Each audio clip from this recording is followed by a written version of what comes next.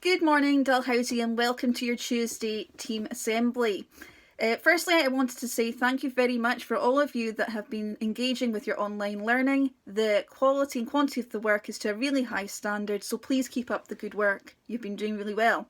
It is really important that you continue to engage with your online learning, but also what I wanted to talk to you today about was your well-being, because your well-being is also important. Now, this week is quite an important week because it's actually Mental Health Week, week beginning the 1st of February. And the focus for this year's mental health is expressing yourself. Now, you might wonder what I mean by expressing yourself.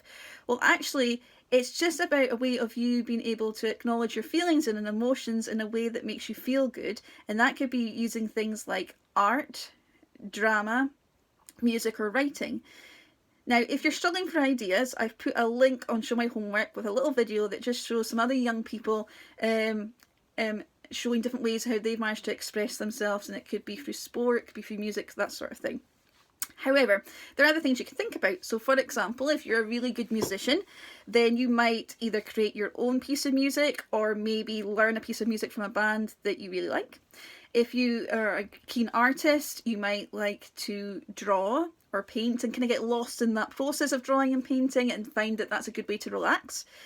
You might be someone that likes to write things down. Maybe you've got a journal, or maybe you're creating a blog. All these things are good mediums, good ways of helping you to relax and be able to express yourself. And when we can express ourselves, it actually releases that kind of feel-good endorphins. It makes us feel good in ourselves. It helps us de-stress. So it's a really important thing that you take some time in your day, in your week, to be able to express how you feel. So I'm going to set you a bit of a challenge to express yourself. So I've got two challenges. The first challenge I'm going to call the Squiggle Challenge, the Squiggle 1 Minute Challenge.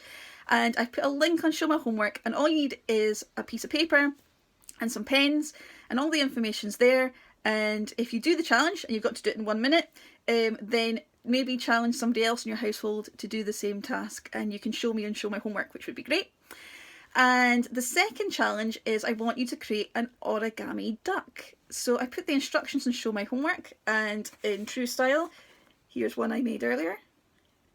So if you want to give these things a go, then please do so. You don't need to share your work on Show My Homework, but it would be great if you have given it a go, that I can see how you've got on. However, the next thing I want to talk to you about is connecting with other people. Now, we're really, really good at sending text messages, we're really good at being on our social media, but when's the last time you maybe picked up your phone and just given someone a call? Maybe that's something you could try and do this week. Just with someone that you haven't seen in a while, someone that you care about, pick up the phone and give them a call. I guarantee it would make them feel happy, and I'm sure it'll make you feel good too. Now, if you are doing all these pieces of work, things like drawings and paintings as a way of expressing yourself, maybe you could send that to someone that you care about with a little note just to say that you care, and that could be a nice thing to do. Also, make sure you spend time with your friends, and what I mean by that is you could do that online, you could do a group call, you could maybe do online gaming, but just having that time when you're speaking to your friends is really quite important. Now, moving on again, it's also important that you relax. You need to relax every day. Make time for relaxing in each of your day. When you're at school, we don't just go straight from one period to the next. We have breaks within the day, we have lunchtime, and it's important that you have breaks within your day too.